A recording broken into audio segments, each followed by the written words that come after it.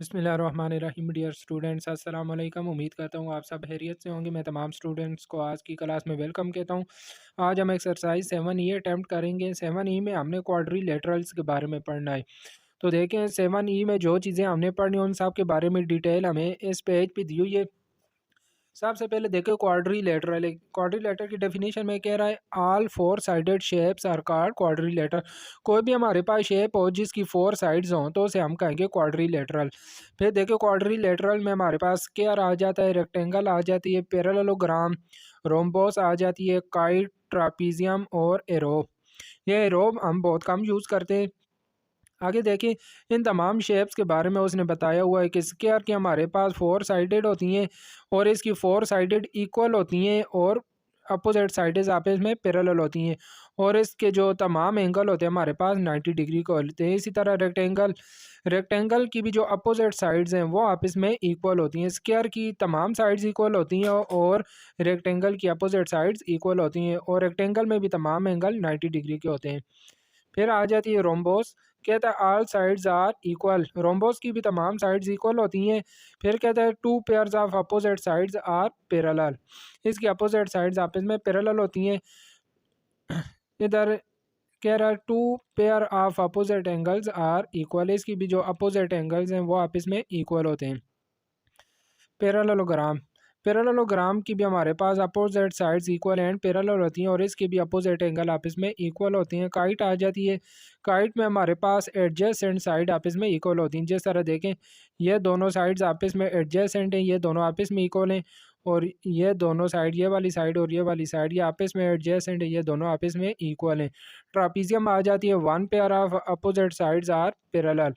इसमें एक पेयर आपस में पैरेलल होता है। जिस तरह देखें ये साइड और ये साइड, ये दोनों आपस में पैरेलल हैं, ये दोनों आपस में पैरेलल नहीं है। और कह रहा है ऑल एंगल्स आर अनइक्वल। इसके तमाम एंगल आपस में अनइक्वल होते हैं।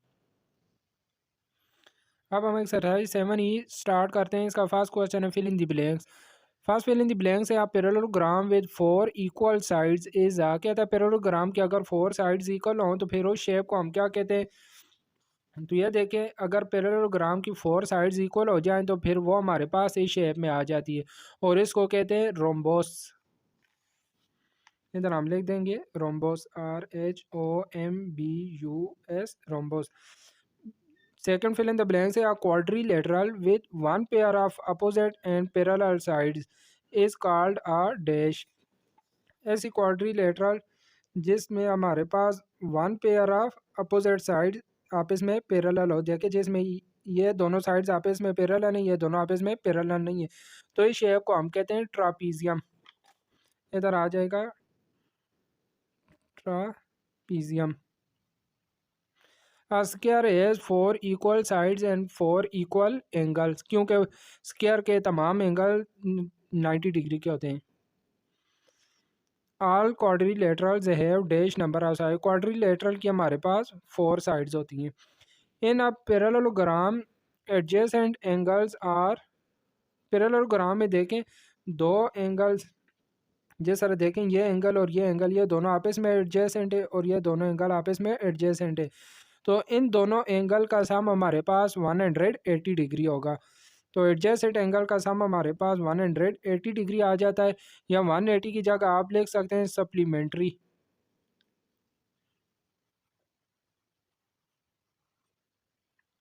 क्वेश्चन 2 है, कहता है state whether the following statement are true और फॉल्स। हमने बताना कौन सी स्टेटमेंट ट्रू और कौन सी फॉल्स है। कहता है the sum of all the angles of quadrilateral is 360 degree. Quadrilateral के जो चारों एंगल होते हैं उनका सम हमारे पास 360 डिग्री आता है, तो यह स्टेटमेंट ट्रू है।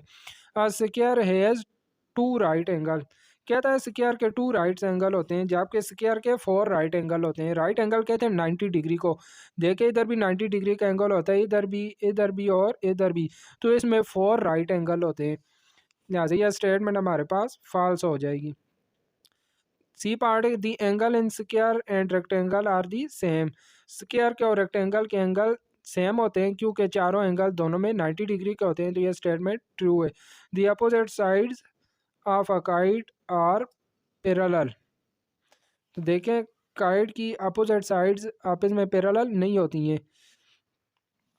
देखिए इसमें कह रहा है एडजेसेंट साइड्स आपस में इक्वल होती हैं और पैरेलल इसकी कोई साइड नहीं होती, लिहाजा यह स्टेटमेंट हमारे पास फॉल्स हो जाएगी।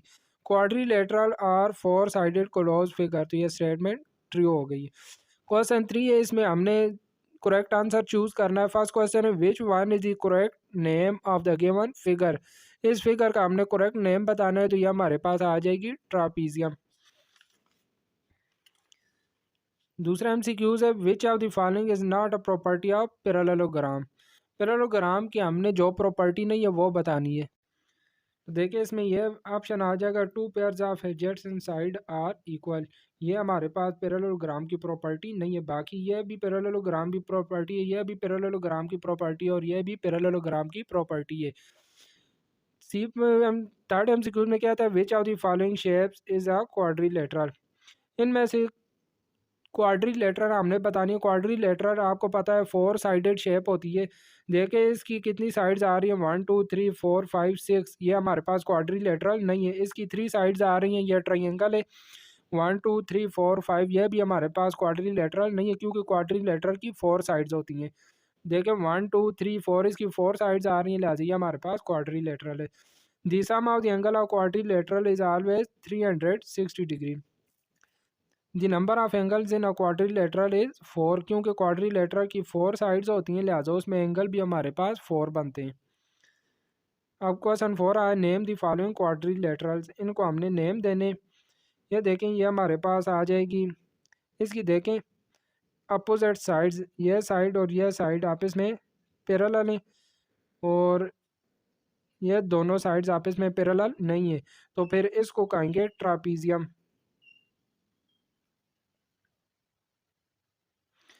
यह आपके पास आ जाएगी पैरेललोग्राम।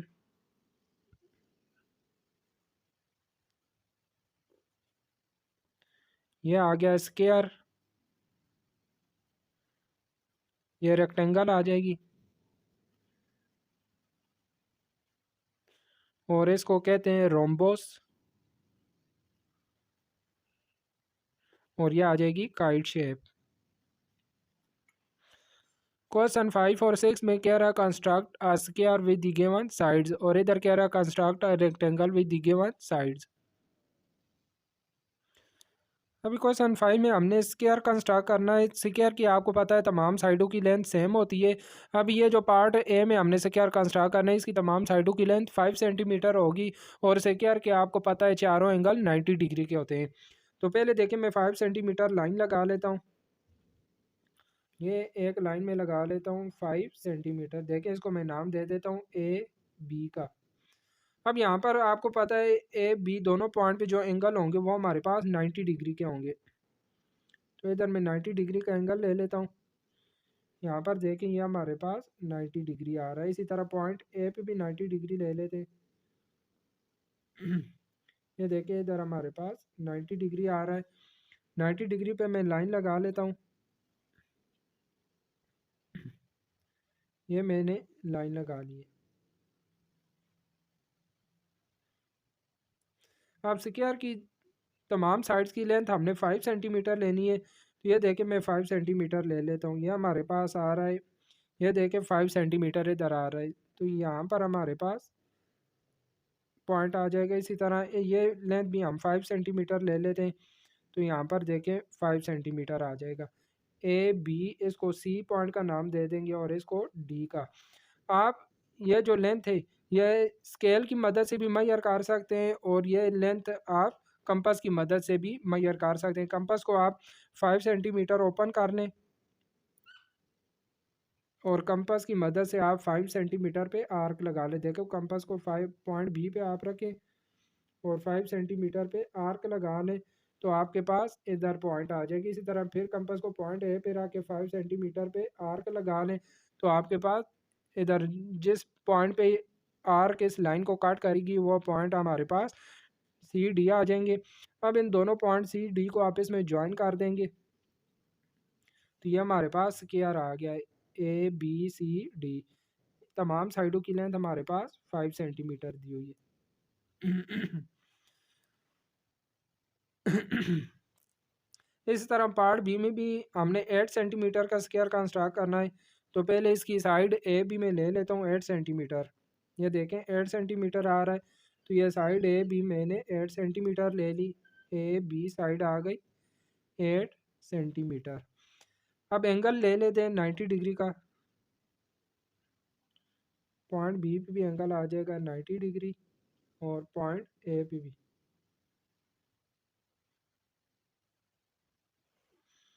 यहाँ पर 90 डिग्री पे हम लाइन लगा लेते हैं।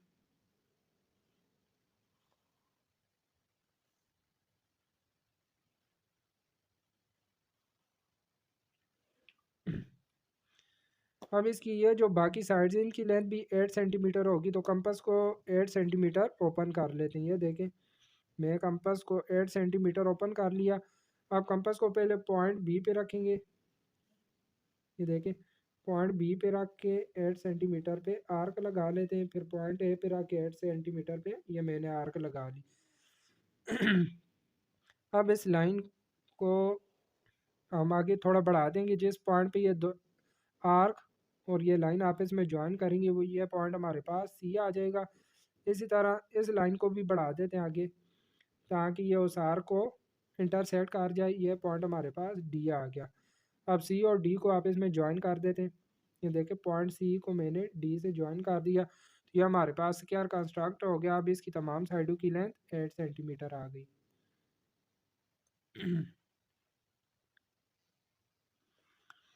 पार्ट सी में हमने 4.5 सेंटीमीटर स्क्वायर कंस्ट्रक्ट करना है, तो पहले 4.5 सेंटीमीटर लाइन लगा लें। ये देखें 4 और 5 के दरमियान में हमारे पास 4.5 आ जाएगा। तो ये देखिए मैंने 4.5 सेंटीमीटर लाइन लगा ली। इसको मैं नाम दे दूंगा ए बी 4.5 सेंटीमीटर। अब हमने ए पॉइंट पे भी और बी पॉइंट पे भी 90 डिग्री का एंगल ले लेना है।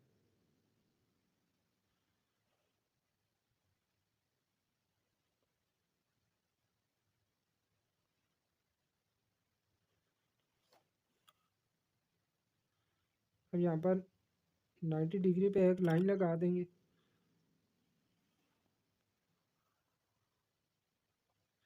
पॉइंट बी पे भी इसी तरह 90 डिग्री की पे लाइन लगा देते हैं।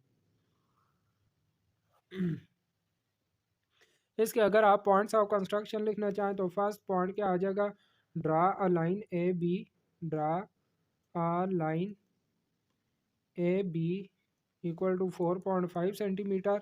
इसके बाद हमने क्या किया है, पॉइंट ए और बी पे 90 डिग्री पे लाइन लगाई है। Draw a line at point A at 90 degree. फिर इसी तरह पॉइंट बी पे भी draw a line at point B at 90 degree. Point और बे दोनों पे हमने 90 डिग्री की लाइन लगा ली। अब हमने क्या करना है, 4.5 सेंटीमीटर पे हमने पॉइंट लेना है। तो ये देखें 4.5 सेंटीमीटर पे मैं पॉइंट ले लेता हूँ। ये देखिए हमारे पास 4.5 सेंटीमीटर आ रहा है। तो इधर भी मैंने ये 4.5 सेंटीमीटर पे दो पॉइंट ले लिए सी और डी। इधर 4 पॉइंट लिख लेंगे। Take point C and D at 4.5 centimetre from A and B. A और बी दोनों से हमने 4.5 सेंटीमीटर पे सी और डी दो पॉइंट ले लिए। अब इन दोनों पॉइंट्स को हम आपस में भी ज्वाइन कर देंगे और ए और बी से भी ज्वाइन कर देंगे। Join point C to B and D to A. C को बी से ज्वाइन करते हैं और डी को ए से ज्वाइन करते हैं। फिर इन दोनों पॉइंट्स को हम आपस में भी ज्वाइन कर देंगे। Join point C and D. तो ये हमारे पास A B C D required square आ गया है,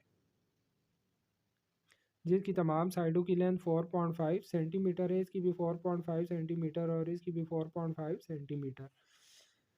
पार्ट ही में हमने 6.8 सेंटीमीटर का स्क्वायर कंस्ट्रक्ट करना है। तो ये देखें, ये हमारे पास आ रहा है 6.5, 6.6, 6.7 और 6.8। यहाँ पर 6.8 आ रहा है। 6.8 सेंटीमीटर ये मैंने एक लाइन लगा ली है, इसको नाम दे देंगे ए बी का। अब यहाँ पर मैं 90 डिग्री का एंगल ले लेता हूँ।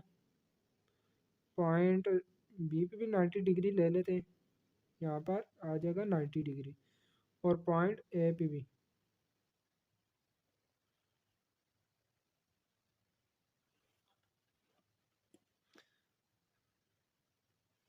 90 डिग्री पे लाइन लगा लेंगे।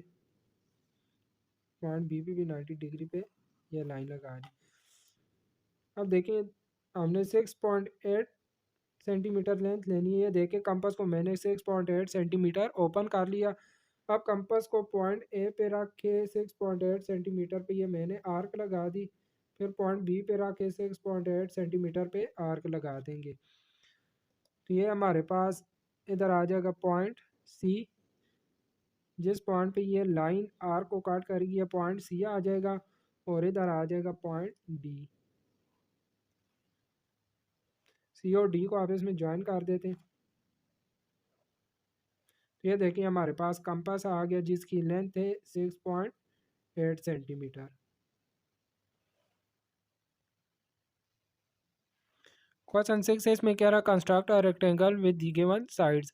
रेक्टेंगल की हमारे पास लेंथ है 8 सेंटीमीटर और ब्रेथ दी हुई है 4 सेंटीमीटर। तो पहले मैं लेंथ ले लेता हूँ 7 सेंटीमीटर। ये देखिए, रेक्टेंगल की लेंथ आ जाएगी 7 सेंटीमीटर। इसको मैं ए बी का नाम दे दूंगा 7 सेंटीमीटर। अब आपको पता है रेक्टेंगल में भी हमारे पास चारों एंगल 90 डिग्री के होते हैं। तो दोनों पॉइंट्स पे हम 90 डिग्री का एंगल ले लेंगे, ए पॉइंट पे भी और बी पे भी।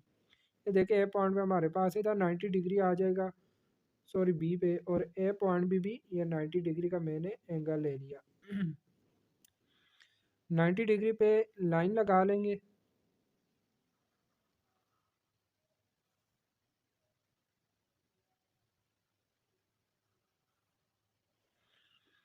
अब देखिए, कंपास की मदद कंपास सॉरी अब जो उसकी ब्रेथ हमने 4 सेंटीमीटर लेनी है, तो कंपास को 4 सेंटीमीटर ओपन करेंगे।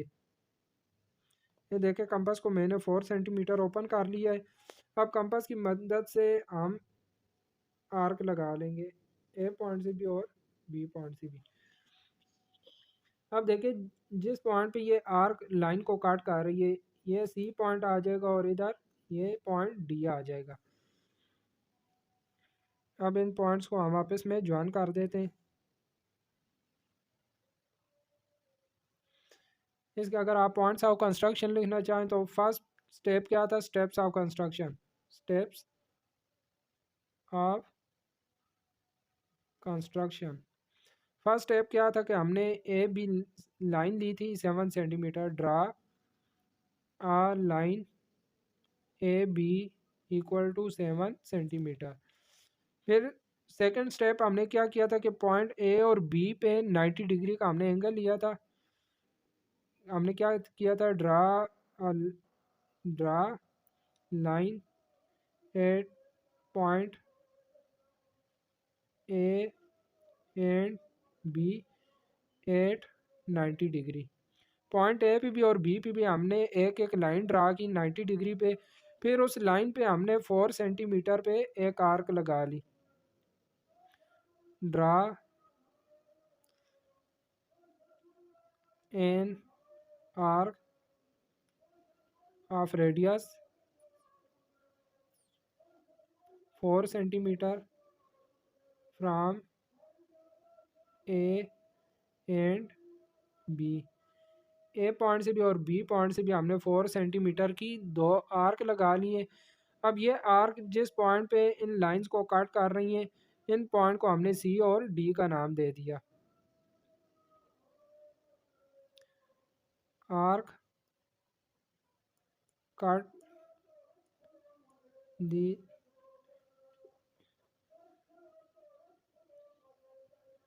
Take point C and D where arc cut the line। यहाँ पर आर्क लाइन को काट कर आ रही थी, वहाँ हमने पॉइंट सी और डी ले लिया। फिर क्या किया, इन तमाम पॉइंट्स को हमने ज्वाइन कर दिया, तो हमारे पास A B C D rectangle बन जाएगी। Joint point C and D, point C को बी से भी ज्वाइन कर दिया और डी को ए से फिर सी और डी को भी हमने आपस में ज्वाइन कर दिया। तो ये हमारे पास रेक्टेंगल आ गई है। यह साइड भी 4 सेंटीमीटर, यह साइड भी 4 सेंटीमीटर है और यह साइड 7 सेंटीमीटर आ गई है।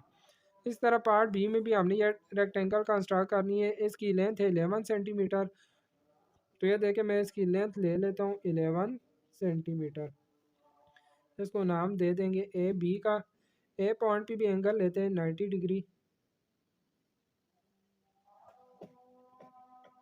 यहाँ पर देखें एंगल आ जाएगा 90 डिग्री और बी पॉइंट पे भी एंगल ले लेते हैं 90 डिग्री।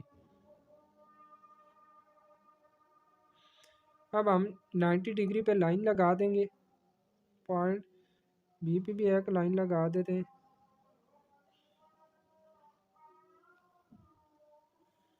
और पॉइंट ए पे भी लाइन लगा देते हैं 90 डिग्री।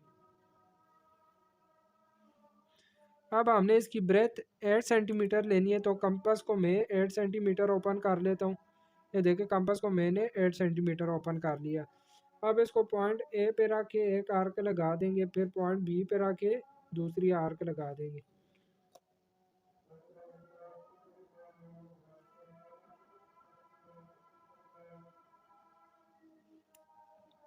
अब देखें, जिस पॉइंट पे ये आर्क इस लाइन को काट कर रही है, इसे पॉइंट सी का नाम दे देंगे और इसे पॉइंट डी का। सी को मैं बी से भी ज्वाइन कर देता हूँ, डी को ए से, और फिर सी और डी को भी आपस में ज्वाइन कर देंगे। ये देखिए, हमारे पास rectangle A B C D construct हो गई है। ये साइड की लेंथ भी 11 सेंटीमीटर आ रही है, साइड की लेंथ भी 11 सेंटीमीटर और ये ब्रेथ आ रही है 8 सेंटीमीटर।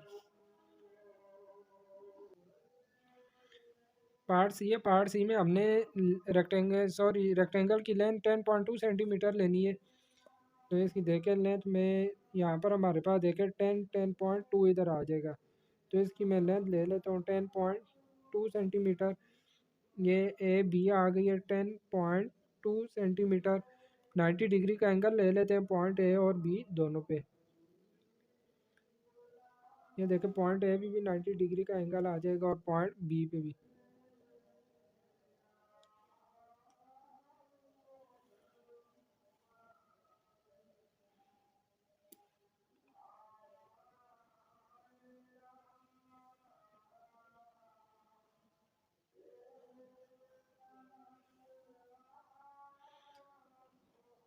अब हमने इसकी जो ब्रेथ है, ब्रेथ 6.3 सेंटीमीटर लेनी है।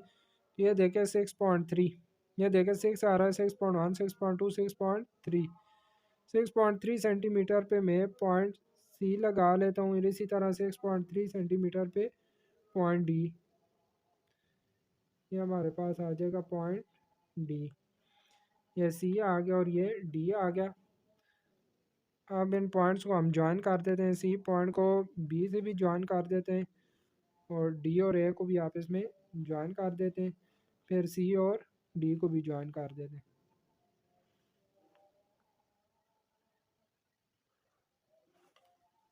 अब देखिए, ये इसकी ब्रेथ 6.3 सेंटीमीटर है, ये भी 6.3 सेंटीमीटर है और ये भी आ जाएगी 10.2 सेंटीमीटर। इस तरह पार्ट डी में 9.5 सेंटीमीटर लेंथ लेनी है। तो ये देखें 9.5 सेंटीमीटर में इसकी लेंथ ले लें, तो ये 9.5 आ रहा है। इसे पॉइंट ए का नाम देते हैं, इसे बी का ये आ रही है 9.5 सेंटीमीटर। 90 डिग्री का एंगल लेते हैं। यह देखें 90 डिग्री आ रहा है और इधर भी 90 डिग्री, ये 90 डिग्री आ गई। 90 डिग्री पे लाइन लगा लेंगे।